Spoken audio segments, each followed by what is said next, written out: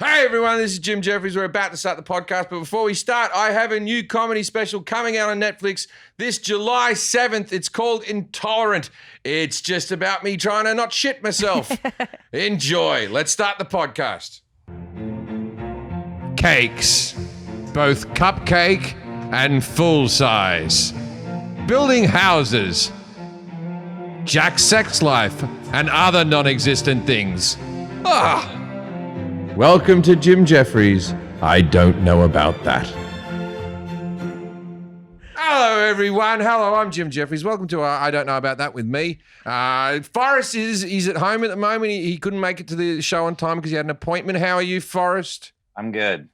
Thank you. I like that you always say, you say a topic like cakes, both cup and regular, or whatever. Like you have a tell on your beginning. Well, what I do is we have some cupcakes on a table here, and the music just started, and I panicked because I didn't think about it. So I went cakes, and then I looked a bit past it, and I went Jack's sex life. It's good to get the making fun of Jack out of the way in the first 5 seconds. Oh, yeah. No, efficient. Kelly's here. We won't come back to it. It's good. Yeah, we're good. Kelly and Jack house sat for me. I was away last night, and Kelly came over, and I hear you two got up to some mischief. We took some mushroom capsules. Yeah. Yeah, you two took mushrooms, and then I come back, and Jack's in my house, and he goes, I've been watching the original OG with Tracy Morgan. The last OG. The last OG, and he goes, it's fantastic. And I go, or is it just good and you took a lot of mushrooms? It is really good, actually. It is. It is good, but Yeah. the way he just went, game changing. Yeah, that part was the mushrooms for sure. I will say though, I had not watched that show till recently, and I feel like no one really talks about it. It's great. Our friend Alan is the guy who plays Cousin Bobby, so I wanted to watch that. But it's funny. Yeah, I've seen a few episodes. It's It's a good show. It's got heart too. And the acting's really good. Yeah. It's all really good. Are you guys still on mushrooms? Yeah, I got home at 4 a.m. So Are the walls moving for everybody else? All right. I want to talk about something today that's been bothering me for a couple of weeks, and we record this a week ahead of time. So I'm done with statues. I'm done with them. I used to support, on my TV show, I was against the right wing, the alt-right, trying to save a statue that should have been brought down. Because I believe, this is my theory on statues. You have that wrong. You were... No, they were trying to protect the statue that left were trying to take down. Now, I was for that because I believe statues are for the winners, right? Mm-hmm. That's why we have no statues that are Hitler, because he didn't win. And so, the Civil War ones, they bug me. You lost. You lost the fucking war. That's why you don't get the fucking statues. Mm-hmm. But now people from the left-wing people who wanted to tear that one down, they're tearing down Washington, Churchill, and some of them are unhappy with Gandhi. That's it. The left and the right, you're not responsible enough for statues.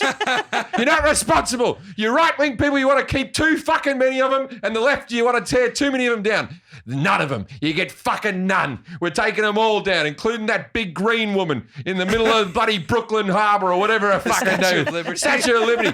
She's dressed too provocatively. You're only wearing a fucking sheet. I have to walk my kids past that fucking statue. No more statues. Well, I don't think you walk your kids past Brooklyn Harbor. No, but you can. I don't even know what that is. But what is it? What's it called? I'm with you though. I've never seen a statue and been like, I'm glad I saw that. Yeah. Not once. Yeah, I don't even fun with. I'm not just saying political figures. Let's take them all. All right. My damn two sods. Okay, no, yeah, because you can't have a statue of a person that's real, because anyone who's real, they have some fucking... Mother Teresa had some opinions that aren't very fucking good. Right? Gandhi, he had some opinions that aren't fucking good. But the whole body... Like Churchill was racist against the Indian people, right? Mm. But he did beat Hitler. So we got to you take the good, you take the bad, you take the rest, and then you have no fucking statues, right? Right? Because now it's like, unless it's just a thing that's called young lady standing, I'll take a statue that call that Venus de Milo, woman without legs and arms hanging about. That's what the statue of David, it's got biblical overtones. Just kid with slingshot. That's all it should be called. Yeah. What about that? There's the Jesus one in Rio. That's on top of the mountain. Oh, I've been wanting to get rid of that one off people's fucking necks for years. That bothers me. I had like my ex's mother's very religious. I bought her a crucifix, whatever. When she was moving house, she had a box that just said crucifixes, right? And it's like she used to have statues around her house of just people on crucifix and just Jesus just. Like that. And I'm going, how is that peaceful? Yeah. How are you enjoying it? Just this guy dying and like, oh, that's going to make me watch fucking Dr. Morse or whatever I fucking watch on TV, but Dr. Morse. While I'm at it. We don't want to hear this slanderous speech. Nah, the left and the right. I consider myself a moderate. I'm sick to death of the statue fucking debate. The Sphinx. Get rid of them all. Get rid of carvings like Mount Rushmore. All of it. Mount Rushmore. People find that very offensive. That's on an Indian reserve, and they just cut into the fucking stone. There's huge controversy over Mount Rushmore, right? While I'm at it, flags. I've had enough of them. My whole life, I've had to fucking listen about flags. Oh, this is the flag. This is the American flag. In Australia, it's like they want to change the flag because it has the Union Jack in the corner, and all the old blokes go, oh, I went to war for that flag, and bloody hell, the flag. It's just a fucking flag. I'll tell you this much, right? I've never seen a person with a flag tied around their neck that wasn't acting like a complete cunt. Yeah. Wasn't acting. If you're somewhere and you got a flag around your neck, you're up to no good. You're trying to upset someone else. And while I'm at it, okay, so the Australian flag sucks. While I'm at it, American flag, too fucking busy. Too much going on. Too much Just going from a on. design perspective, it's Oh, flawed. too many lines, too many stars. Enough already. And then everyone's like, you got the American flag. You got to be respectful of the American flag. Look, I made a bikini out of it. Yeah. Go fuck yourself. you have these rules for. I made some fucking mud flaps out of it. I made mud flaps. Don't let it touch the ground. I love that. You know what I mean? Like, what the fuck are we doing here? There's too many flags. Also, have you ever been over to a person's house who has a flagpole at the front with a flag who isn't a complete dickhead? If you wake up in the morning and you go out your house and you pull up a flag, I have no time for you. Any questions? Let's start the show. Let's start the show. If learning a new language is on your to-do list, Babbel makes it fun and easy to start having conversations in Spanish. Or how would you say that in Spanish? En español. En español. Or whatever preferred language. Babbel is designed to quickly get you speaking a new language within weeks with a daily 10 to 15 minute lesson. Babbel teaches you real life conversations. You're not learning words and phrases out of context. You learn them through interactive dialogues. Babbel works because it's built around real life, how people actually communicate and what they actually care about. Lessons are thoughtfully created by over 100 language experts. That's real people, not some translation machine. And their teaching method has been proven to be effective across multiple studies. With Babbel, you can choose from 14 different languages, including Spanish, French, Italian, and German, and the other 3. The speech recognition technology helps you to improve your pronunciation and accent. And Babbel is available as an app or online. So you can have it on your phone or you can have it on your computer, and the progress is synced across all of your devices. Right now, Babbel is offering our listeners 3 months free with a purchase of 3-month subscription with the promo code JIM. You go to babbel.com and use promo code JIM, J-I-M, on your first 3-month subscription. You get another 3 months for free. That's BABBEL.com, promo code JIM. Babbel, language for life. Okay, our guest today is Kiana Danial. Say hello, Kiana. Hello. Hi, Kiana. Okay, now I have to guess what you do. Forrest, what's the scoring ranks today and all that type of stuff? Well, I don't know what you mean by scoring ranks, but what we do right now is called judging a book by its cover. And this is the part where Jim tries to guess what our guest is an expert in just by looking at them and asking yes or no questions. And I had been giving clues lately too, because I don't think you're ever going to get this. I can guess pretty good here right now. Okay, so lovely apartment, may have something to do with interior design or something like that. Has a child or something, some small type of animal that they have to keep in a cage. I'm going to say married well. Look at that fucking rock on her finger. Someone, yeah, all right. Doing pretty well over there. Doing all right. So I'm going to say, do you work with children? No. Okay. Do you work at a university? Do I work at a university? Well, for a university. No. Have you written books? Yes. All right. Okay, because we've had a lot of like beekeepers and Yes, stuff. a lot of beekeepers. Jim, you ask the same questions every time. Yeah, and one day they're going to work out. It's elimination. If I stop asking them and then the next week I go, boom, I should have asked that question. What a fool I would be. I'm waiting for you to go, have you written any books? Yes, you're an author. Okay. Are you a therapist of some kind? No. No. Let me give you a hint, Jim. Okay.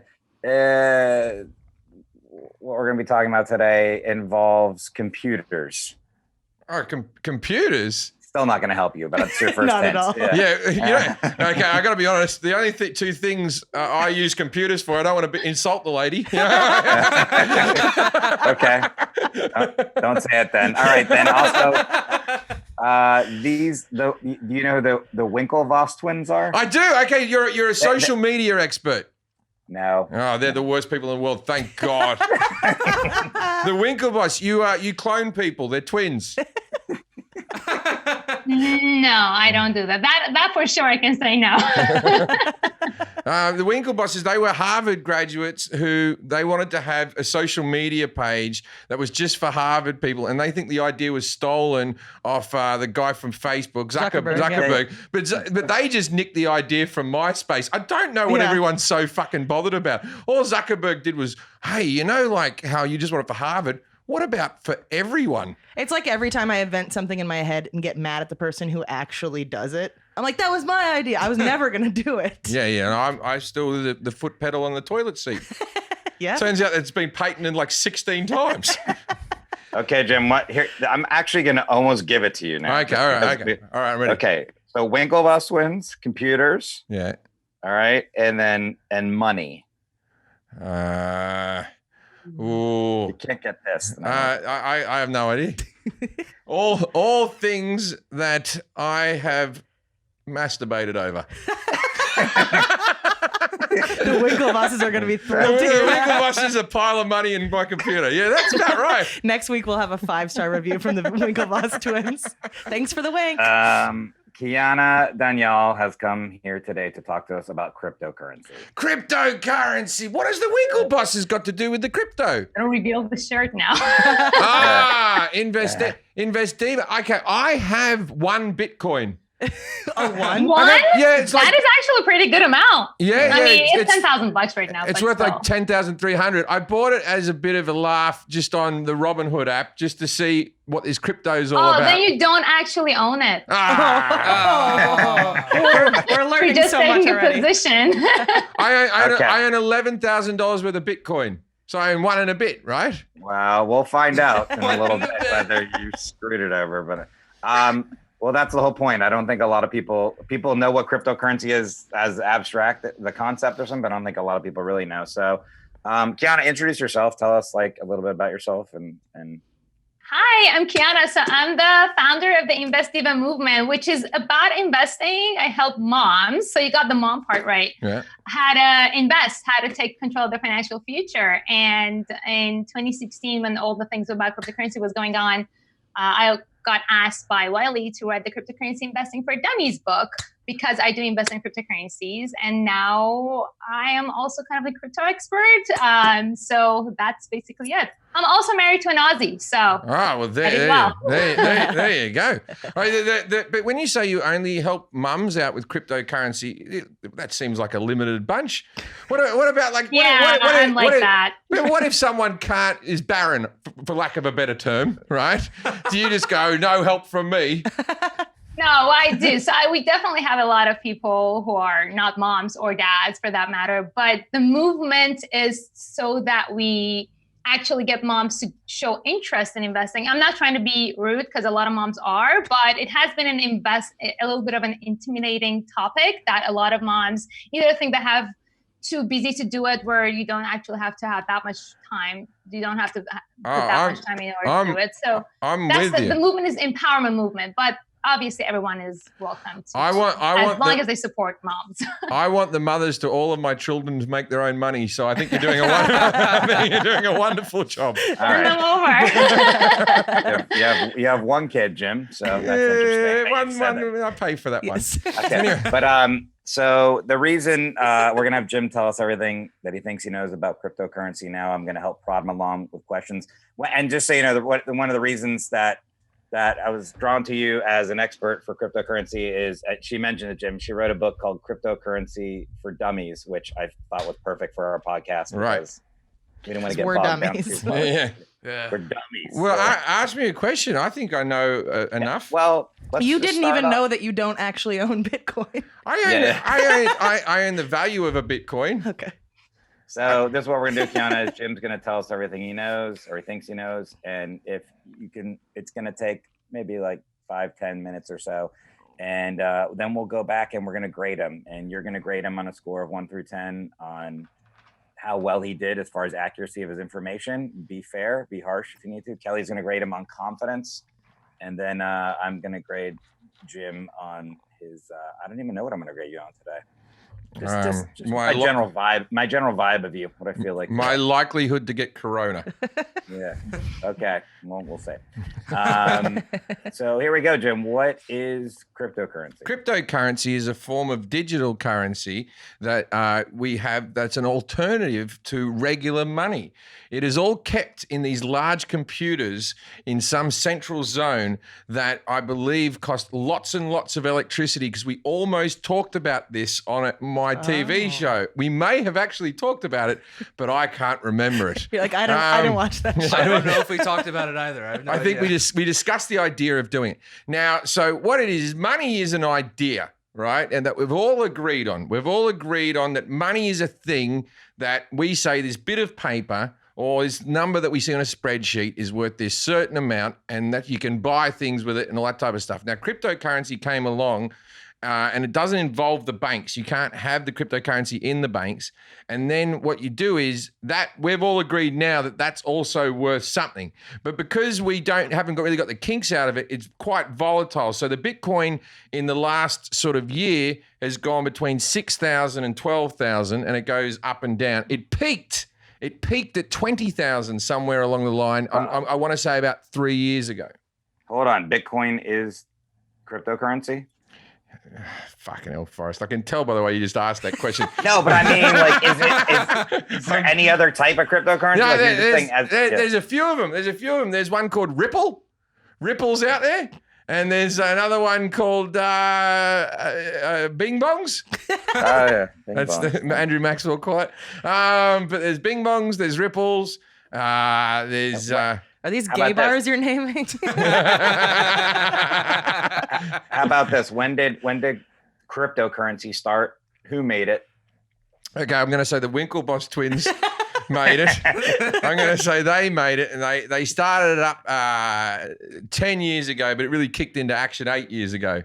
And then it got popular. Yeah, because it started, and they was just talking. They were just walking around to mates going, "I have new money," and they're like, "What are you talking about?" "Oh, it's money that's not money, and then you can spend it." And they went, "Oh, I don't know about that." I tell you what, though, the worst bit of fucking crypto usage I've ever seen is I was getting a shaved ice snow cone with macadamia ice cream at the base of it in Hawaii. I was in Maui from a fucking trailer, like a food truck, and they said, "We accept crypto." And I was like, "This is a fucking $4 purchase. Who is the And they had all the different signs up there of all the different ones. So you got your Bitcoin, you got your Ripple. There's another big one that people like that I can't remember.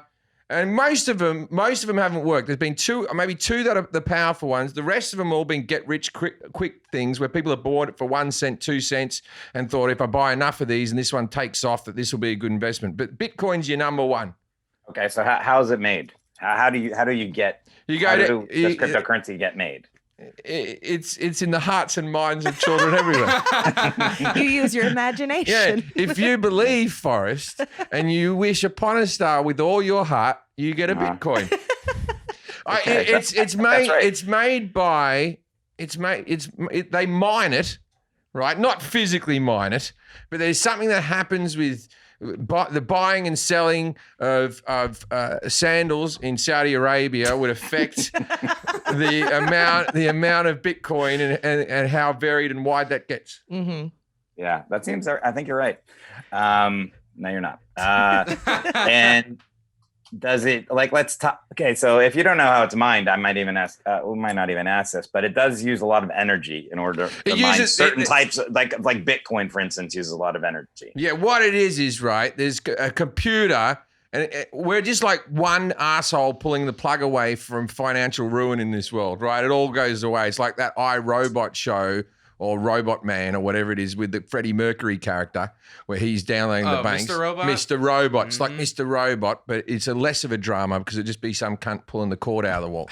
Now, when you say it's mine, there's powerful computers and it's using up so much energy because it's just sitting there going, and each one of those. You ever play a video game where you have to get currency by mining things and all of a sudden it just takes time and then you go back to your game and then you go, I can build a new castle because my little mines have been making money? Yeah. Very similar to that, a Bitcoin. Okay, yeah, that's probably wrong too. Why don't people like Forrest on this podcast? Look, I want to be honest with you. I make most of my money out of telling jokes. That's how you mine it. All right. What is blockchain? What is blockchain? Yes. That's when you're in a group chat and one person acts like a cunt and everyone goes to them. You're crushing it. You do make money with jokes. Do you know what cold storage is?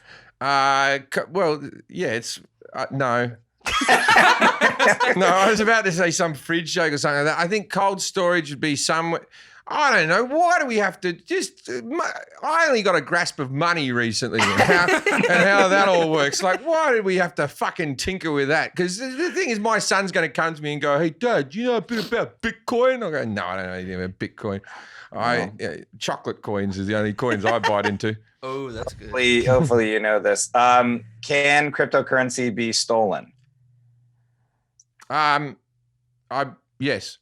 I'm going to say sure, why not? Because the thing on the internet is that they can steal your identity and then they can say they're you and they can steal your Bitcoin. Yeah. And you have less bit. That makes sense. Yeah, we can keep asking questions. I feel like the deeper we get in here, you're not going to know shit. So, I knew a reasonable amount about the Olympics. I knew a qualifying amount about cheese. I don't know about Bitcoin. Let me ask you three more questions. Let me ask you 3-4 questions. Sure. Let's see this. Do you know who Satoshi Nakamoto is? Come on. Everyone knows who he is. Fucking layup of a question. Yeah, fucking 2 Michelin stars, best tuner in town. Okay. And do you know? He invented Pac-Man. He invented Pac-Man. Yeah, okay. I saw the movie Pixel. He's the guy the big Pac-Man ate and the thing. Okay, last question. Just so you know, Kiana, normally we go on way longer with this. Jim has given up already. But I really know nothing. I will be funnier when I get given facts. One last question. Do you know what the dickening is? The dickening. Yeah, that was. We can't talk about that. That's what happened just before the Me Too movement. Yeah. It's a little too soon for us. Yeah, Jesus, Forrest, trying to get me in trouble. Yeah. The dickening. That doesn't relate to cryptocurrency. The dickening is a great story. The dickening is everyone's seen that sketch now of Harvey Weinstein's penis. It's meant to be covered in fungus and just being eaten away from bacteria. Oh, God. All right. That's a good segue. Should we go to an ad real quick? Yeah, that's exactly when we should go to an ad. Yeah. Let's take a break. Now it's time for this ad break. Has the dickening bothered you? We have a new cream. Do you want to shave your balls? Hi, did you know that 2 out of 3 guys will experience some form of male pattern baldness by the time they're 35? Corona. The best way to prevent hair loss is to do something about it while you've still got some. Who wants to go to the doctor right now? I'll tell you who. Idiots and no one. Thanks to Keeps, you can visit a doctor online and get the hair loss medication delivered right to your door every 3 months.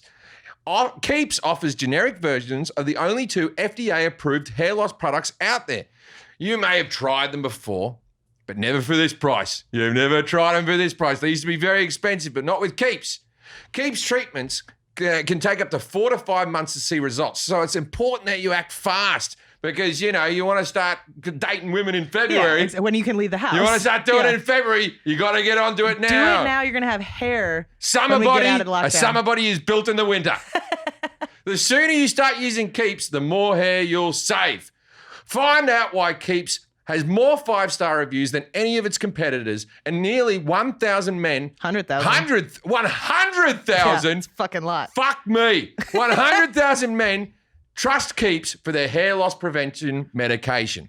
Keeps treatments start at just $10 a month. Everyone can afford $10 a month. Plus, for a limited time, you can get your first month free. If you're ready to take action and prevent hair loss, go to keeps.com/I-don't-know to receive your first month of treatment for free. That's KEEPS.com/I-don't-know. What have you got to keep? Okay, and we're back. All right. We're here with Kiana Danial from Invest Diva. We're talking about cryptocurrency today. We just heard Jim stumble through his explanation of what cryptocurrency is. Gracefully I do want to say one thing about the word diva, though. When did diva get hijacked into being a good thing? Diva was always meant to be someone acting like a diva was them acting. No, like... I thought it was always that diva was like seen like a star, where it's like that. No, was a big thing, and then it turned into... it's a star that goes, and where's my makeup in my trailer? Like that. Can I chime in on that? Yeah. Sure. I actually didn't know the meaning of diva. English is my 3rd language, FYI. So I didn't know the meaning of diva when somebody actually suggested that I name my company Invest Diva 10 years ago. Yeah. And then, I have been facing a lot of comments like yours on social Really? media. Oh, that I'm a self-proclaimed diva. And I didn't even know what it means. I wasn't trying to be rude. I just was wondering more about the word because I have a company called Money Bastard. and it's for deadbeat dads who don't talk to their kids anymore. All right, so Kiana, you listened to Jim talk about cryptocurrency. I asked him some questions on a scale of 1 to 10, 10 being the best. How do you think Jim did? And be honest, please. Yeah. You're not going to hurt his feelings. He did get some things right, but the rest of it, I would give him a 3. Wow, that's very generous. Good. Very generous. I'm trying, because No, you're very nice. That bastard from the post office. I'm a mom. I try to please people. Yeah, the post she's office, not a diva at all. The post office gave me 3, and I called out there was 30,000 post office. Yeah. And he goes, You definitely got 3. hosed on that I one. said George Washington was the first there. Benjamin Franklin was the postmaster general. 3. No. He gave you a Listen to 4. him. Oh, okay. Well, that's fair then. 4's all right. Yeah. Kelly, on confidence, how did Jim do? 1. No, I wouldn't even give me that. 1. Yeah. And That's how little confidence he has. He's just like ashamed that I gave him 1 point. He's like, I don't even deserve that. yeah. Today, I'm grading Jim on etc. That's the category, etc. And you got a 0. Well, This is this He's is, such an asshole. I got to tell you, this is the first time on this podcast where I've actually been ashamed of myself. where I'm like, because everything else, I'm like, people listening at home will go, he's not an idiot. He pulled up a few things, right? But now this is something important that has to do with money. And there's people that just goes, oh, he's a moron. So I'm actually a little embarrassed by this. You have people that handle your money. I gave it to the Winkle bosses years ago. Anyways, I forgot to say, if you had scored between 21 and 30 total, which you know you didn't, you would have been a Bitcoin boss. 11 through 20, a bit average. I've gotten it down to 3 categories now. And 0 through 10, which is where you're at, you're an itty bitty idiot. Oh, that's nice. what you are That's today. pretty good. That's pretty good. Pretty harsh. All right. All right, let's go back through it. So, Kiana, thanks for hanging on and being patient while Jim did that. Let's start at the beginning. Cryptocurrency. I think this might be the only thing Jim said that was sort of accurate. It's digital. And he said, yeah, it's digital. I don't he did say that is a sort of kind of a money. So that's why when he said that, I was like, okay, he at least knows it's, money. And he went on to the definition of money and he got it kind of right. But if you want, I can start with definition of money. Sure. Yeah, sure. Sure. So there are three things that makes money money. It has to be three characteristics. It has to have enough people to have it, and merchants should accept it as a payment method, and society must trust it that it's valuable and that it will remain valuable in the foreseeable future. So and I hear that is the definition of money. I hear it all contains traces of cocaine. All of your money. That's what every time you hold an American note, they go, "There's cocaine on that." I've been licking and licking. Okay, and so Jim, I like that you said money is an idea. I was like, okay, it is. It is. I agree with that. It is an idea. So that's true. That actually is true. So that's why I was like, okay, so he's onto something, because if I give you like a piece of paper and nobody believes it has a value, then it's not valuable. But $100 bill, it's just the idea of it, the message that it has on it is what it gives its value. So that's what I was actually accurate. This is a little thing, and this is a little bit off topic, and I don't know whether you can answer this question or not. I've traveled the world. I understand that different currencies are stronger than other ones. The Australian dollar is about 60 cents to the American dollar, and the pound is about $1.20 or something like that. But then you go to countries, and it's like $1 is 4,700 and whatever. Why do we have to keep that like that? I understand they're dollars in the toilet, but why can't we just knock like 7 zeros off and we go, we know it's bad, but don't worry about it? Why do they have to stick to these stupid numbers? Yeah, I went to India and it was 42 rupees to the dollar at the time, and I felt like a fucking queen. No, 42 is all right. You go to like South Africa, I don't know, there's ones where like Thailand Indonesia. or something. Indonesia was like 20,000 to one. Yeah, Iran is 40,000. That's where I'm from. Iran is 40 freaking thousand. And they actually did cross off 2 zeros of it like 10 years ago, and it still is extremely going on. So that's why actually the idea of cryptocurrency can help kind of globalize a cryptocurrency so that you don't have to just worry about all these exchanges. Yeah. Right. So the cryptocurrency never moves from country to country. It's universal through the whole thing. So there's never going to be a moment where we go, cryptocurrency is worth more in Australia than it is in Iran or whatever. Well, the idea of it. So if you're exchanging cryptocurrency or Bitcoin to your currency, so if you're exchanging Bitcoin versus the US dollar, whereas if you're exchanging Bitcoin versus the Australian dollar, then you have to pay less or more. So the exchange, if you're exchanging it with fiat money, that's what we call normal currencies, then yes, the fluctuation will be there, but one Bitcoin will be one Bitcoin. Right. So let's just kind of get back up to crypto. So kind of, can we just get the easiest explanation of what cryptocurrency is and maybe like when it started and that kind of like just the origination of it? I don't even know what the word crypto means. Should we start there? It's a crypto. The reason why they call it cryptocurrency is because it derives from the word cryptography. Cryptography is like some sort of a puzzle of mathematical. All right, let's go to blockchain. It's cryptic. Do you know what the internet is? Yes, I know what the internet is. Yes. Good. Do you know how it works? It's where you look at videos of the guy with the finger with a kid where you go. Right. Do you know why? So what are some byproducts of the internet? Some byproducts, you can get your identity stolen, you can get scanned, like bad byproducts or just byproducts. Well, anything. Well, there's social media, internet, online banking, all these type of things. You can buy things from Amazon. That's it. That's all it does. Exactly. Yeah. So blockchain is like the internet 2.0, and Bitcoin or cryptocurrencies are a byproduct of blockchain. So what email is to internet, cryptocurrency is to blockchain. So blockchain is the actual revolutionary idea and technology that is going to completely revolutionize our society. And one of its use cases is Bitcoin. And the person or persons who created blockchain idea, they used Bitcoin as an example of, okay, this is how you can use blockchain. So what is blockchain? Do I need a new computer? Is there a blockchain machine I need, or how do I get onto the blockchain? So blockchain is basically a chain of blocks. Right. So, and what it is basically, in some words, it's a ledger. It's a digital ledger. Yeah. That it's distributed. What that means is that it's shared, is peer-to-peer. You know how Airbnb is the idea of shared economy, Airbnb, Uber, like things are becoming shared. People are becoming more peer-to-peer. Right. So blockchain is the community of all these people who are keeping the data safe.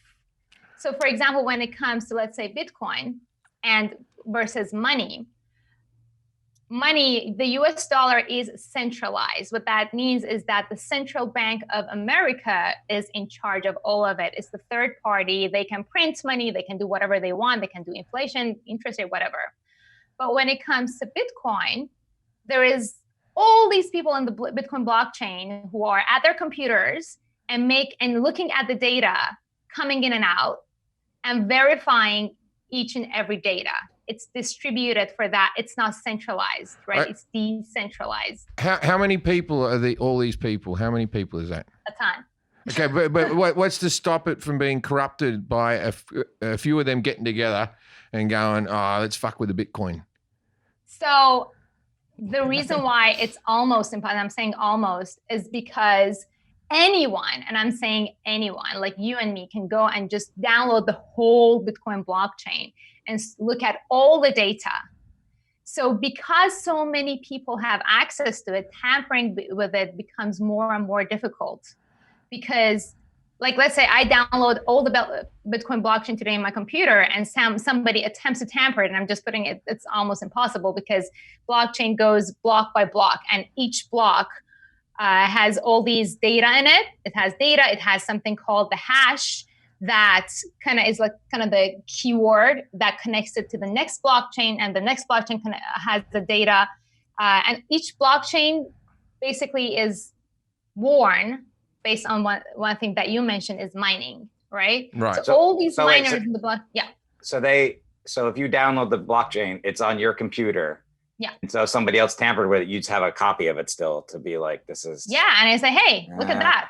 Right. So everybody is consistently checking that all the data is the same. So there are millions of people. So it's safer than the government running our money because 100%, because it's being policed by everybody. Basically, the hackers would have to hack everybody's computers in order to go and tamper one block.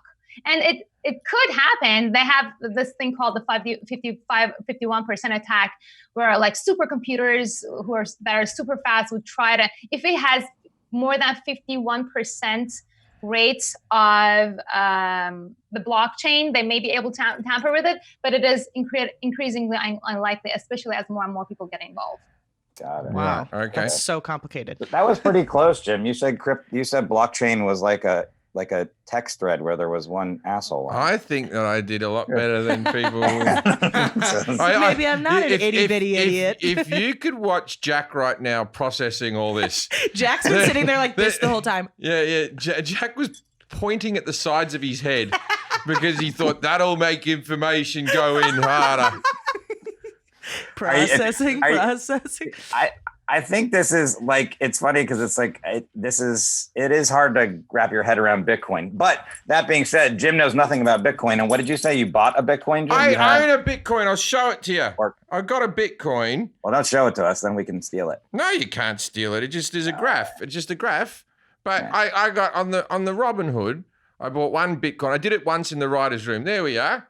There you go. There's me Bitcoin. How much did you buy it for? I have, Christ on a bike. Here we go. I own. What happened? I own $9,612 worth of a Bitcoin. Why do I not own a Bitcoin? It says I own a Bitcoin. Can I tell you why? Yeah. I would love to. Does this money exist or is it gone? No, so Robinhood is not acting as an exchange here. Robinhood is acting as a broker. So what that means is that you're taking a position on Bitcoin's price, and you're trying to take a profit when the Bitcoin price goes higher. If you actually had a Bitcoin, you would be able to transfer it to your, what they call it, wallet, which is a crypto wallet. And that is the only way to actually own it. The only way you can actually own a Bitcoin is if you go through the exchange or the ATM to buy it. You haven't bought the Bitcoin. You have taken a position. Where do I buy a Bitcoin? I'm going to go home and get one.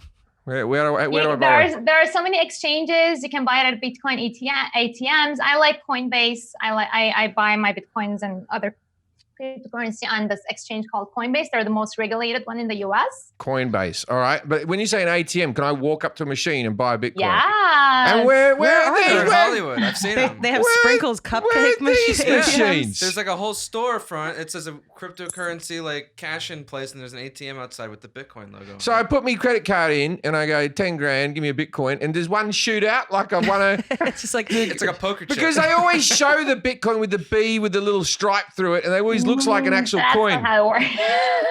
Oh, man. Is there? Can I get a physical one just for shits and giggles? And that would be worth anything, but I can hold one and No. I mean, we'll get you one made. It's fine. No, when you buy a Bitcoin, it's all digital. So there is nothing tangible about it at all. All right. So what happens is that it gives you a code that goes to your cryptocurrency wallet. Where do I get the wallet? Where's that now? Online, digital. So that's when Forrest asks you, do you know what a cold storage is? So there are different types of cryptocurrency wallets. It's where they get the ice cream. They cut it up on a rock and they add Snickers. So basically what happens is that you have, for every wallet that you have a very special wallet address that is unique to you. And that's why it's actually super safe. It's like a fingerprint. Nobody's wallet address is the same. That's why your ATM won't mistakenly send it to somebody else's wallet. And basically what happens, the ATM machine, or if you buy it on Coinbase, and Coinbase has its own wallet as well. But if you have your own wallet, which I recommend that you do, then you will basically transfer that Bitcoin address to your wallet. And that's how you own So it. Coinbase is a place where you can actually own Bitcoin and store it. Yeah, so that is what a hot wallet is. So because cryptocurrency has had a little bit of a controversy, and there are a lot of hackers and scammers trying to get on this. Normally, we advise people to have a cold wallet, which means a wallet that is not directly connected to the internet. Or once you get it, that way hackers can just come into your computer and hack it and steal your Bitcoin. On the exchanges, they have gone through so many regulations to make it as safe as they can, but there have been so many hackings in the exchanges. We have Mt. Gox in Japan and so many others that hackers just go into the exchange and steal people's Bitcoins or other cryptocurrency that are stored on their wallet. So it's better that once you buy your cryptocurrency on an exchange, you just transfer it to your own wallet. Right. Okay. I'm no closer to knowing what's going on. I'm going to go to that webpage. I'm going to buy some Bitcoins and I'm going to put my wallet in the fridge. Before you buy a Bitcoin, you have to have a wallet. So you can just, some of the best ones, you have to have a wallet. I don't want, because especially you're now announcing you're going to go buy a Bitcoin. People can just like, hey, look, Jefferies is buying a Bitcoin. Let me go hack him. So you want to have a wallet before. Not that wallet. Did you just take your wallet? Sure did. Yeah, that's what I pulled out. No, not that one. It looks like a USB. The Bitcoin wallets, the cryptocurrency wallets. But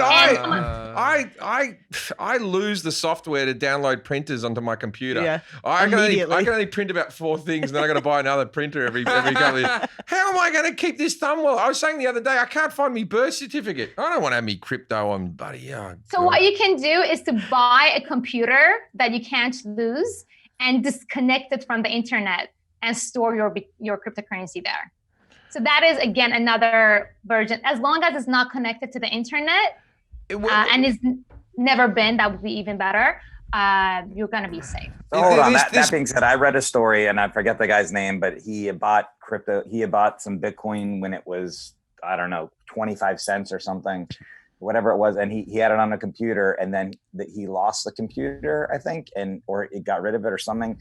and at this point it would be worth $25 million or something like that. So unless you have that USB stick or the computer, then you don't have the money. So you could still lose it.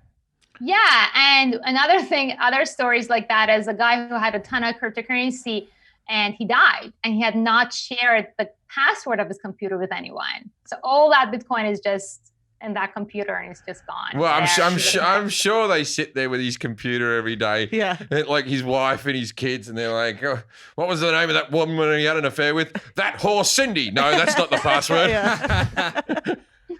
Yeah. Okay. And then so going back to how not seeing Forrest's face, because Forrest is at home right now. Not seeing Forrest's face when he gets disappointed in me is even harsher. When you just hear him go, yeah, okay. I'm just trying to learn about cryptocurrency here, Jim. Okay. So buy gold, everyone. So do you think? What do you say to people who say that cryptocurrency is a fad that will just go away one day? Like, could it just go away? Could the people go, we're turning it off. This was all a bit of a laugh. Like, some cryptocurrencies could and will. So that's the thing. It's kind of like the dot-com bubble. You know, when there were so many tech companies and everybody was super excited about them, and some of them vanished and some of them stuck, and they are the most valuable companies right now. So I don't think the idea of cryptocurrency will go away. This is just the beginning, because the idea of it is just so good. It has so many pros that outweigh the cons. Even as it is today, there's a lot more room for improvement in it. How many are there? How many cryptocurrencies? Right now, there are 2,000. So we know about Bitcoin, because I always was like, Bitcoin is cryptocurrency. Sorry, Forrest. This is a good time to advertise my new company, Pebbles. I've decided that pebbles are worth money. The pebbles in my yard are worth $1,000 each. Pebbles. What are they? Where does the value come from? Either pebbles. Because I say it's valuable, and I just got to get other people on board who agree with me. Yeah, you just got to speak confidently. Yeah, just got to speak confidently, and then you go, and the way you keep them is you put them in a bag. You put them in a bag. A cold bag. In your freezer. You put them in a bag that you get from the supermarket. When they say, would you like a bag? You say yes. You say yes. These aren't for picking up dog shit anymore. They're for pebbles. How can I invest in some pebbles? I'll sell you some pebbles when we get home, Jack. So some people try to do that at the beginning when cryptocurrency became a thing. So there were a ton of people who were like, hey, look at my cryptocurrency. And they got a bunch of people to invest in them, and they were scams. So yeah, that did happen. But now the whole industry is becoming more regulated. People are becoming more educated. What is to stop me from really just starting my own cryptocurrency? Well, right now, there is regulations that you have to go through. At the beginning, all you needed to have was a white paper and an idea and saying, hey, this is my idea, give me money. And people would give you money. But now you can't. You actually have to go through regulations. What would you say are the top three to invest in? And this is a follow-up question. Do you think that cryptocurrency will continue to rise and rise, or do you think that it's plateaued? All right. So I'm not going to give you financial advice. Right. I am, though, going to give you the reasons why I think cryptocurrencies as a whole is going to be the future. Mm-hmm. One of them is that, first of all, it's going to be the economy of future because it removes the middleman. It removes your bank. It removes your need of depending on your government for money printing. It removes inflation because right now, guess what is happening? COVID-19 happened. What did the central banks do? They just print money. What has happened when they print money? They devalue the currency. The US dollar is becoming devaluated. And unless you're investing your US dollar, if you're just having your US dollar sitting in the bank in your savings account, your future is going to be expensive because inflation is going to kill it. You cannot print cryptocurrencies out of nowhere. For example, with Bitcoin, there is ever only going to be 21 million Bitcoins, ever. Or is it 22? Oh, so they've limited. I didn't know. Now it all makes sense. I get it. And I own one of them on Robinhood. Yay! You still do not own it, though. You don't own it, Jim. You don't own it. You have a position on one Bitcoin. But actually owning a Bitcoin is a big deal right now, or in the future, because, even with gold, we never know how much more gold you can mine. There could be planets out there that are just completely gold, and if we discover it, and it comes, and they said there could be a lot of gold in the undersea it's undiscovered. So even gold we cannot say by confidence that the supply of gold is finite, but Bitcoin is. So are majority of other cryptocurrencies. So that is one of the biggest things in my opinion. And then it's security. So the funny thing is that a lot of people think that Bitcoin or other cryptocurrencies are not secure. The matter of the fact is that actually blockchain is a lot more secure than your local bank. Right, but what if someone steals that thumb drive or steals your computer, breaks into your house, and we've heard about the guy with the password and all that type of stuff. My money seems to just be a digital number that is given to me all the time by the banks, and they say whether it's going up or down, and I take a screenshot of it and then I move on with me day, right? But it's what is this like? I feel that would be less safe because it can just be physically stolen from you. It's like keeping so if you don't trust yourself, or you don't have a safe at your house, then yes. But so there are ways to combat that. Like you can store your cryptocurrency in your wallet. And you can have a copy of your wallet address somewhere else, so that if you do lose your wallet, you have the address somewhere else. So then you can go to the blockchain and say, "Hey, that was that is my address." So, and there are different versions of wallets that you can have. You can even have a paper wallet. You can have the USB version. You can have a computer, and you want to make sure that you leave copies around your house, and you are in charge of it. That is for sure true. And if you trust your banks, that's great. If you're in the country that you trust your local government, that's awesome. But I'm from Iran, and back in the day, before the revolution in 1979, I'm going to give you a personal example. My dad was a very successful CEO of a construction company, and he was working with the Shah and everything. Then the revolution happened, and he had all his money in the bank, right? Right. And the revolution happened. The new Iranian regime came on and took over all of my dad's assets, and they froze his bank accounts. Right. Shit. That's no good. If he had his cryptocurrency, that would not have happened because he would have been in charge. So that is one way if you don't trust your government. So that's why it's big in places that people don't trust their governments. And also one of the other main things is that it's going to help the unbanked and the underbanked, if you know. So to my shaved ice example that I gave, right? My daughter just came in, sorry. Hey, how you doing? Sorry. And that's my half Aussie. Here's my daughter, Crypto. Hello. Oh, adorable. So how do I spend my cryptocurrency? How do I spend it? Like if I have it and I want to buy a house, can I buy a house? Can I buy a car? Can I buy a burger? Can I buy a burger with it? How do I spend it? Yeah, so if people accept it, as long as people accept it, you can do it. And there are so many places that now accept cryptocurrency. I actually have to bring up the list of it, but I think even Whole Foods is accepting cryptocurrency. Right, but do I have a credit card that they give me, or do I just sort of give them a special handshake? How do we do this?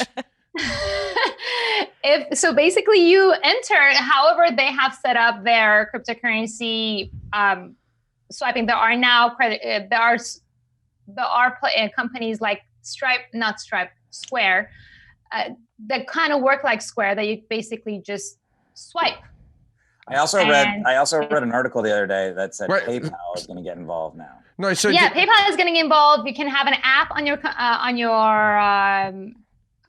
phone. What is it called? Phone. He knows that one. He knows it. You're all up on this technology. That kind of works like Venmo. How do you use Venmo, or how do you use PayPal for that matter? So instead of giving your email address, you have your special. They probably address. have some sort of like barcode that you can scan. And sometimes they have barcodes, exactly. Yeah. So for different cryptocurrencies, there are different digital wallets that you can use them differently. But it was PayPal and Venmo to roll out crypto buying and selling. So I'm imagining that you'll be able to anything you can use PayPal and Venmo for, you'll be able to use cryptocurrency with, and also it is becoming like more quote unquote mainstream, because I know that I don't know what her name is, but her name, crypto mom Hester Pierce. That's Octo Mum.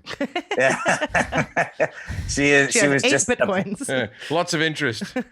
She was just appointed to the U.S. Securities and Exchange Commission. And her name's Crypto Mama, so she's a big proponent of it. And now she's, this means the government's getting involved, though. That's the only thing, though. I always feel like this is like an outsider thing. And now, can it be taxed now that the government's involved and all this? Yeah, can you be taxed for having Bitcoin?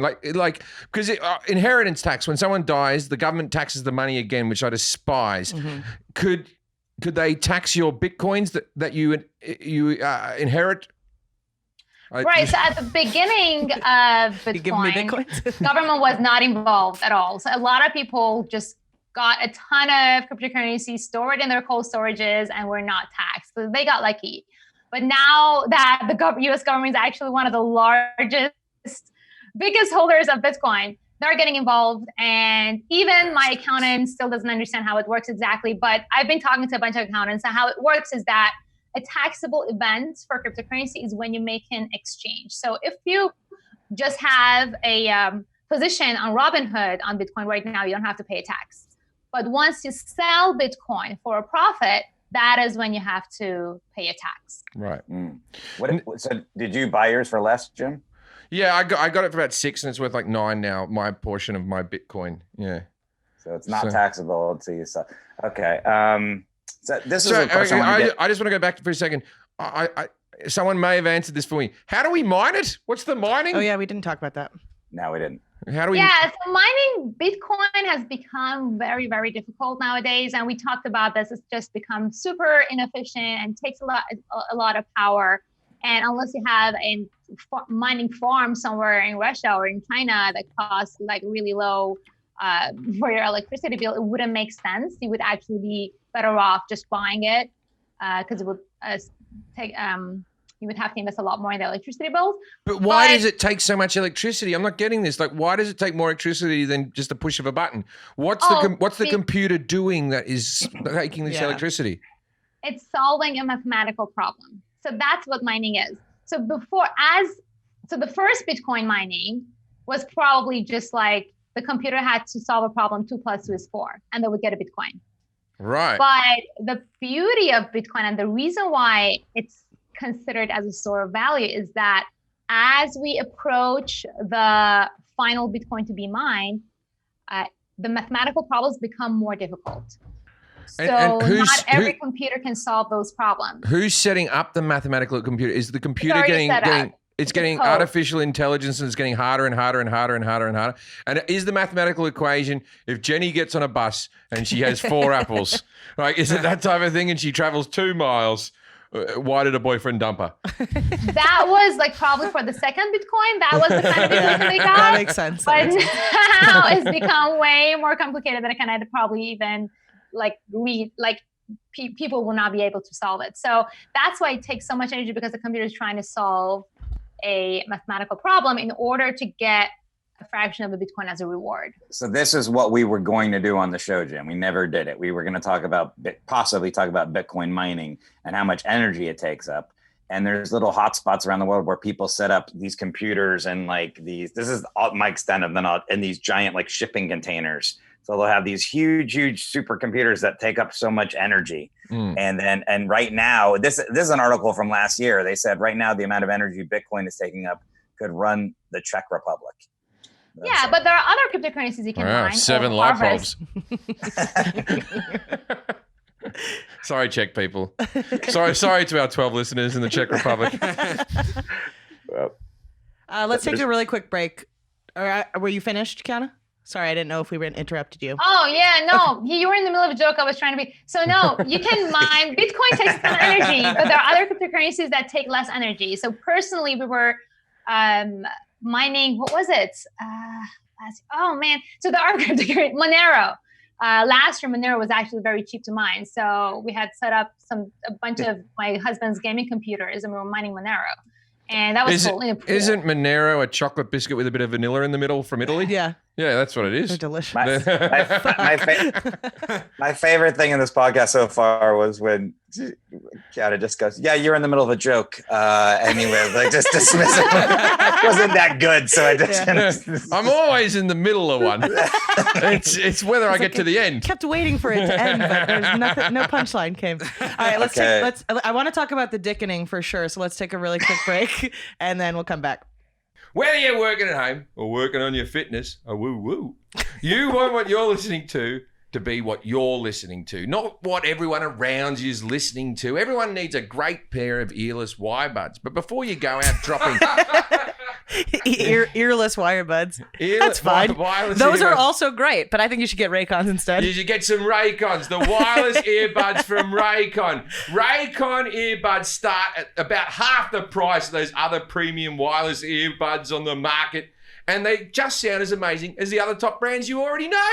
Their newest model, the everyday, so not like a Wednesday earbud or a fucking Tuesday every earbud. Fucking day. This is every day you get to use these. Every day, E25 earbuds are the best ones yet. With 6 hours of playtime, seamless Bluetooth pairing, more bass, and more compact design that gives you nice noise-isolating fit. Raycon's wireless earbuds are so comfortable, even a dyslexic can use them. Yep. Perfect for conference calls or binging podcasts. Or listening to somebody else read ads. Yeah. I bet you if you got your Raycons on right now and you're listening to this, you go, Jeezy sounds good. Jeezy sounds good today. Because unlike other wireless options, Raycon earbuds are both stylish and discreet with no dangling wires or stems to distract anyone during video calls. The other day, I tried to sign a $2 million deal, didn't get it because there was a fucking cord hanging off. And I was so distracted. The other person was so distracted. They said he's not for us, and it came back. That was the problem. The company was co-founded by Ray J and celebrated by celebrities like Snoop Dogg, Cardi B, and even Melissa Etheridge. They're obsessed with Raycons. Pick up a pair and see what all the hype is about. Now is the time to get the latest and greatest from Raycon. Get 15% off your order at buyraycon.com/I-don't-know. That's BUYRAYCON.com/I-don't-know for 15% off Raycon wireless earbuds. Buyraycon.com/I-don't-know. So the dickening. Forrest, Forrest, you have the information in front of you. Why don't you try to tell us quickly what the dickening is? I don't think you know. I can't tell you what the dickening is, but okay, let's do the dickening is, so there's a guy, and I don't know how you pronounce his name, John McAfee, is that how you pronounce it? Because I don't see McAfee. McAfee, I guess it's John McAfee. I think it's McAfee, yeah. The security guy? Mm-hmm. Yes. Yeah. He invented the Norton McAfee. No, he invented McAfee. McAfee, yeah. Oh, that was the fast coffee. And now. No, that's Big Cafe. Oh, you're right. It might be actually McAfee. He's the Maccabees. He's the one with the candle with the Jews like. No. I don't know that one. I don't know that one. Which one's the Jewish, the Maccabees? What do they get up to? What are you talking? I have no idea what you're talking McAfee with an F. He's the two families that couldn't get along in that hillbilly town. Okay. So anyways, there's a documentary on him called Crazy Gringo, and I think it's on Amazon or something like that. And when you watch that, you get an idea that he's a little unhinged, might be the best word. He may be responsible for some murders of people in Belize. He also finished second in the Libertarian Party to Gary Johnson as their candidate for president. But he's got some interesting ideas, opinions, and viewpoints. But because he's in the world of tech, and if I'm wrong, Kiana, you can interrupt me. Because he's in the world of tech, he'll make comments on certain things. And he predicted that Bitcoin would get to $1 million by the end of 2020, or else he would eat his dick on television. I feel like someone wanted to do that anyway. He's like, what's a ridiculous number? Because I definitely want to eat my cock. I just want to eat my dick. Don't make me do it.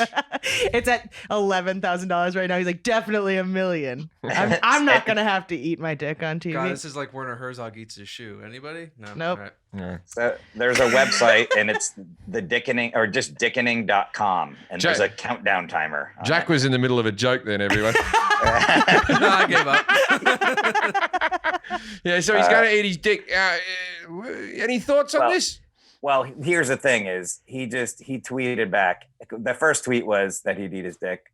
If not, I will eat my dick on national television.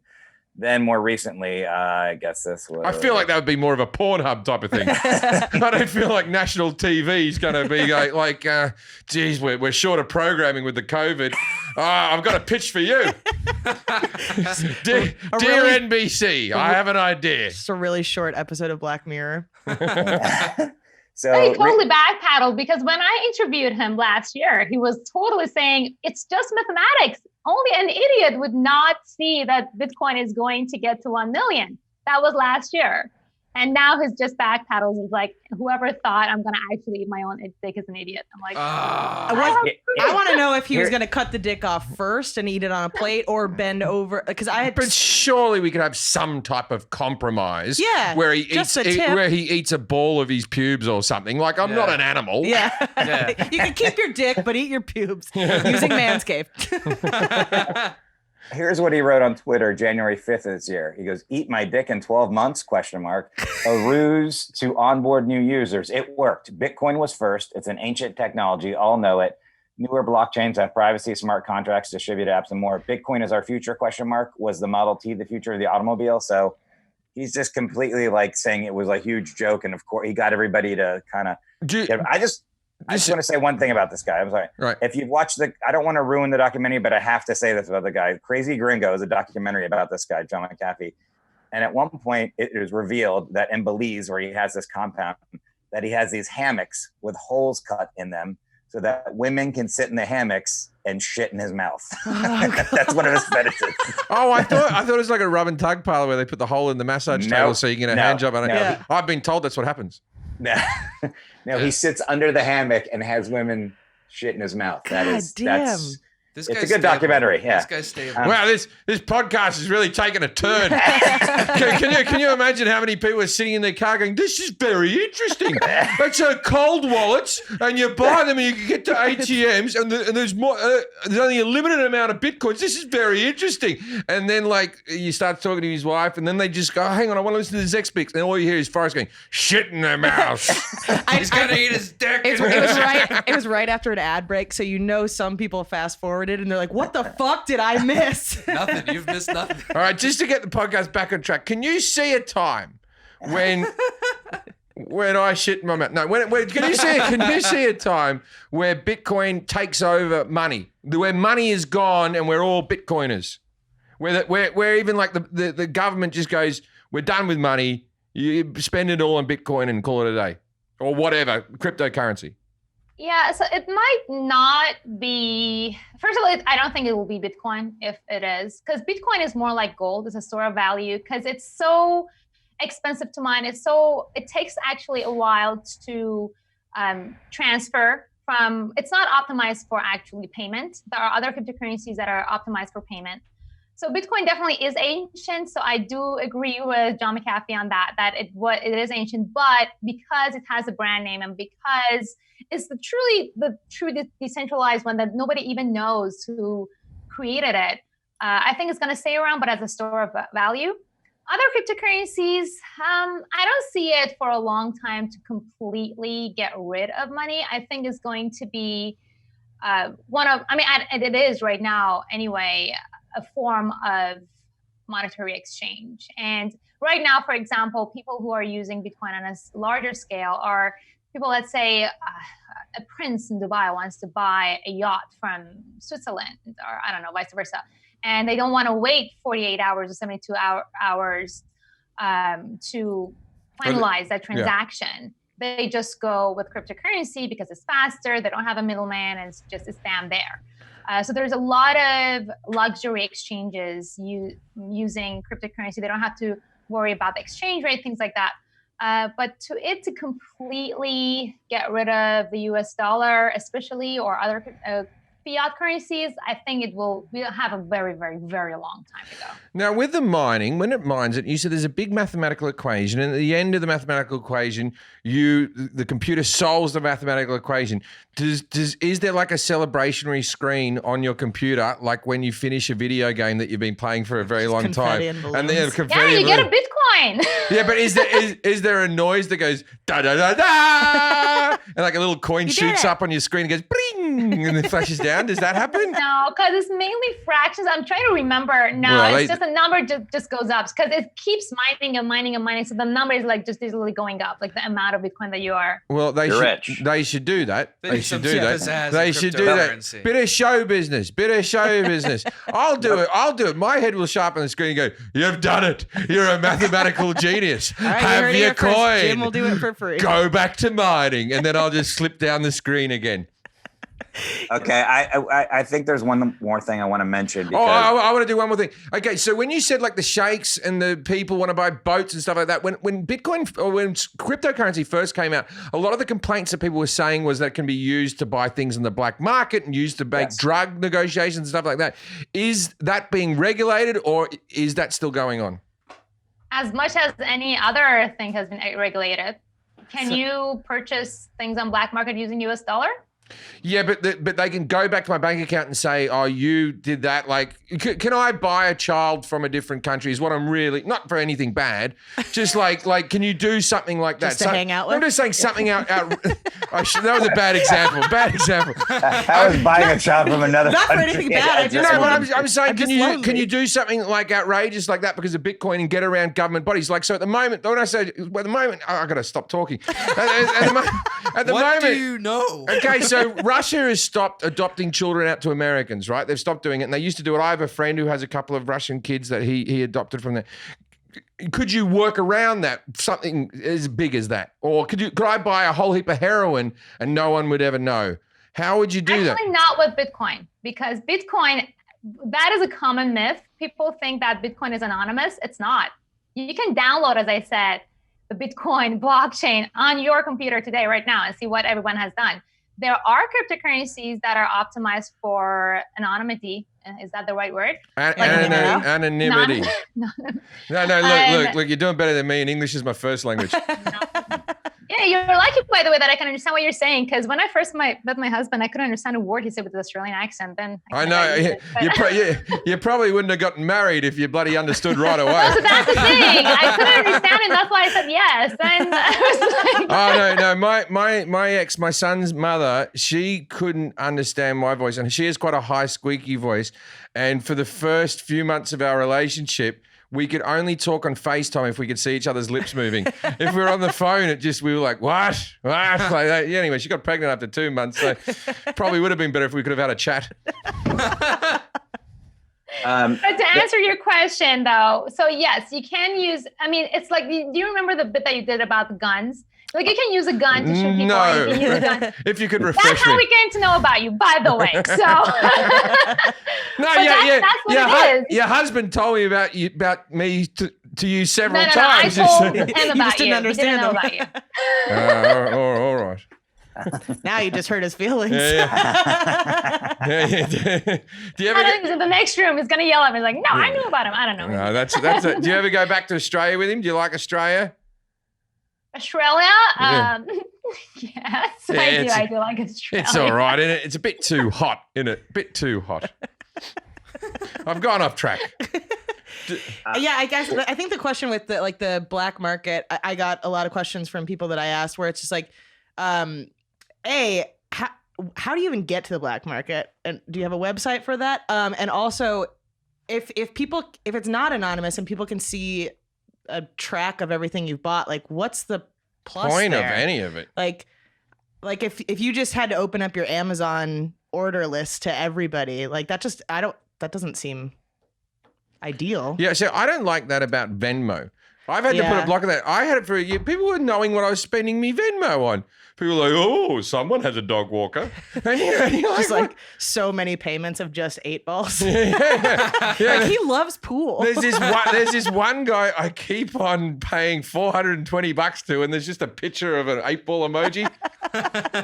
Skis.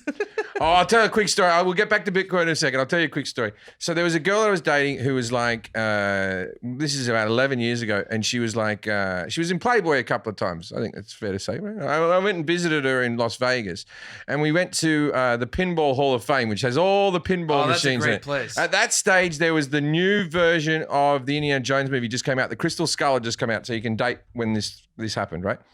And inside the Crystal Skull pinball machine is an 8-ball multi-ball, right? Where all the balls come out like that. And I played this machine until I eventually got this 8-ball multi-ball.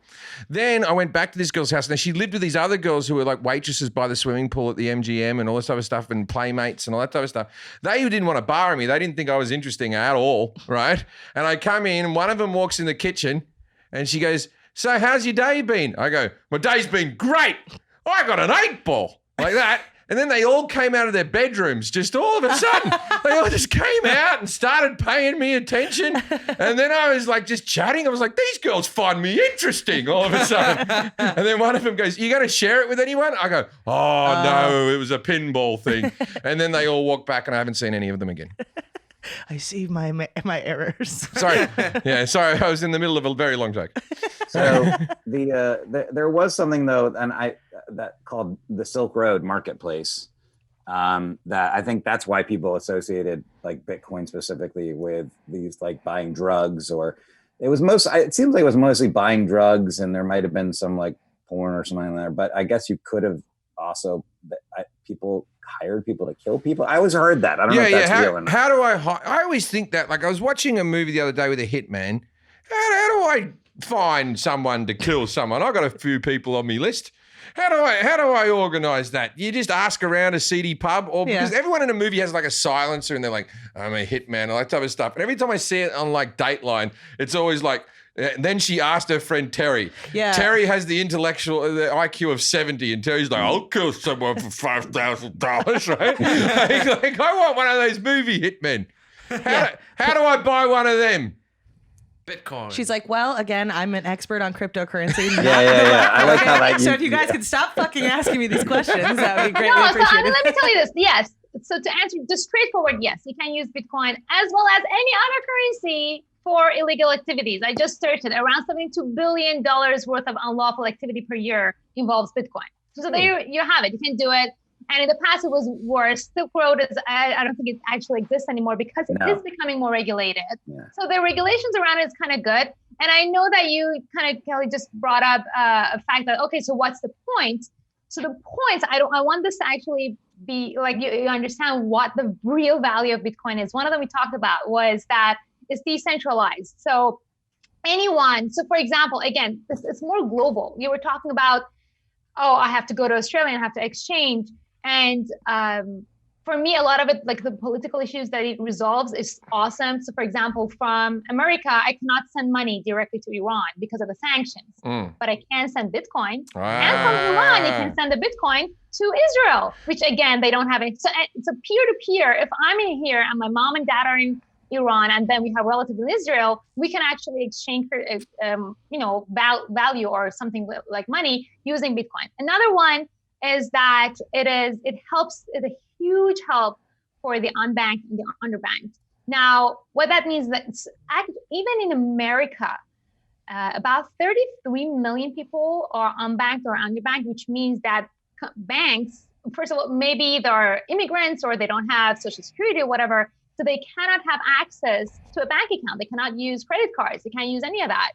But they can have their pie of the economy with cryptocurrencies. All they need is a smartphone and a connection to the internet. But to that point, isn't Bitcoin or crypto kind of inaccessible to most people because of the cost of it?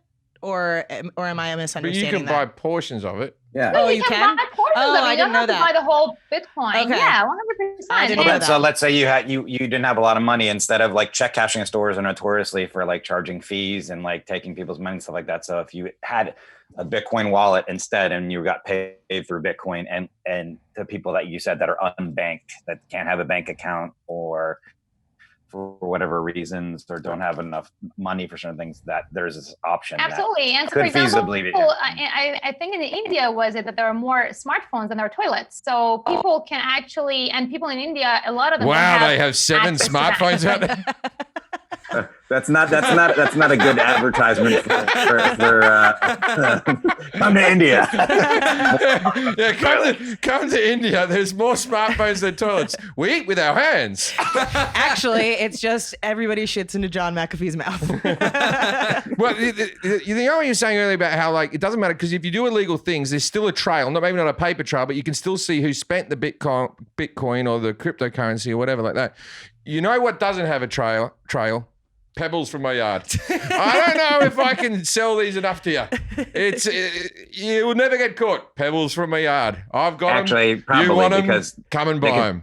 They could trace back to which landscaping company sold which pebbles because they were mined in a certain area. Probably. Forrest, why do you always have to crush Jim's dreams? Pebbles from my yard. Come on. Jesus. Yeah, that's some BS science chit chat coming from him. I don't buy it. All right. We're done. Jack's trying out a new character. His real personality. Kiana, we're gonna start to wrap this up here. But one thing that we wanted to do is at the end of our discussion of the topic, we have what we call a dinner party fact, where we give our listeners and watchers at home some fact that's obscure or interesting, or that people might not really know, so they can impress people with their knowledge of cryptocurrency. So if you have anything that you could tell us that you think might be cool for this. Sure. So one of the things that I found interesting is that there are more millionaires in the world than the total amount of Bitcoin. That means that there are not even enough Bitcoin out there for every millionaire in the world to own one. Right. Damn. So it's very rare, is what you're not rare enough to where. Yeah. So it's like if you're a millionaire, if you don't have your Bitcoin already, and if you don't have it in the next 10 years, you probably won't have one. So that's one. And facts about Bitcoin. Let's see. I think that's a good one. I'm gonna go home, buy one, and put my wallet in the fridge. What'd you say? What is a hodl? Hodl? Hoyle? HODL. Oh, that's a thing that Jewish people find at Passover in a drawer or something. That's a dreidel. Dreidel. Oh my God. Like you said, English is his first language, so feel free to judge accordingly. A hoidle? What's a hodl? Hoidle. No, that's what a Southern people says hello with a speech impediment. No, that was the guy in Game of Thrones. Hodor. Oh, no. Hoidle is what a mentally challenged person says to slow down their horse. Oh, jeez. Hoidle! What is that mentally challenged? No, because he's trying to say, hey, and he goes, Hoidle! No? Yeah, I don't think that's the one. Would you like to know the meaning of hodl? Yes. If you can find a better meaning. Sure. So hodl means hold on for dear life. Mm-hmm. So basically this became popular first because somebody mistyped hold when it came to Bitcoin. It's like hold Bitcoin, hold it long term. But then it just became one of the common lingo in cryptocurrency community, which means just buy cryptocurrency and hold on to it. Don't sell it. So all right. If you get a Bitcoin, don't sell it. First, you got to buy it, Jim. You don't even know. All right, I'll listen back to this podcast No, to remember the name of that just webpage. Having a positioning is not bad either. I mean, if it does go back up to $20,000, then there you have it. You have a $10,000 valuation, but I prefer to actually have it in my wallet. So it just comes. It just sounds weird if you told people I have a position on some Bitcoin. It just sounds. It's like that's what trading and investing is. You take a position. Is it almost like a stock option? Yeah. Okay. That's how it is. It's like a stock option. Gotcha. On Robinhood, when you actually buy stocks, you hold the shares, but with Bitcoin, you actually don't hold Bitcoin. So they had to come up with a solution for that. Gotcha. Good. All right. Well, I feel like we learned something. Did you learn something, Jim? I didn't, but I believe if I listen back to the podcast, I will. But me taking all this information in on one shot it's a lot. Yeah. It's like I watched a lot of documentaries 3 times, and then I go, now I get it. Yeah. I feel like there's a couple aha moments. No. I didn't know there was a limited amount of Bitcoins. I didn't know that the mining had to do with math equations that were getting harder and harder and harder, and that explained to me why I had the power. So yes, I did actually learn a lot today. Yeah. And also, you don't actually own the Bitcoin. Now you're gonna get. I own the value of a Bitcoin. But now you can go to an ATM and get one. So, all right, Kiana Danial, thank you very much for being with us. You can find her at investdiva.com and also at investdiva across all social media platforms. I don't know if there's anything else you would like to say before you leave or anything. Yeah, I'm not just a crypto lady. I can teach you about investing in other assets too. But yeah, thank you so much for having me on. It was super fun. Thank you. Thanks for coming. You're a good laugh. Thank you for coming on the show. We appreciate it. Thank you. Okay, so now we're going to do this part. And by the way, Kiana, you can stay on the line if you'd like. If you don't want to, at the very end of the show, we have a couple segments. One of them is called I Do Know About That. And we asked Jim 3 questions about something that he thinks he does know about, and we see if in fact he does know about it. And you've mentioned this several times, Jim. House cats. House cats, yes, they exist. Okay, yes, I know. Got this. I'm going to ask you 3 questions about common house cats and see if you know. Okay. The oldest cat on record was named Cream Puff from Austin, Texas. How old was Cream Puff? Well, cats now live like 20 years and sort of average now. They used to live a lot less when I was a kid. They were like 15. Now they go to 20. So I'm going to say that they're working out more. I'm going to say, yeah, maybe diet's better or the medicine we're giving them or whatever. But I'm going to say the oldest cat was 37. And Cream Puff stayed that way because of how he got his name. It's very good for the skin. And his owner was very abusive. John McAfee. Wow. Cream Puff was 38. Wow. Hey. Wow. All right. Cream Puff lived from 1967 to 2005 and died 3 days after her 38th birthday. Wow. The things that Queen Puff saw. Queen Puff saw the Beatles' last album and 9/11. Like that's a lot. And you were right. A cat typically lives up to 20 years, which is equivalent to about 96 human years. So Cream Puff, I'd have to do the math there, but was probably almost 200. I don't know. Yeah. Okay. Why can't a cat climb down a tree face first? It comes from the term scaredy cat. They don't like to see the ground as they're hurtling towards it. No, it was something to do with the moverature of their bones because they climb up with. It would have to do with Did you say moverature? It said moverature, yeah. Moverature is a word, right? Yeah. It's because their elbows.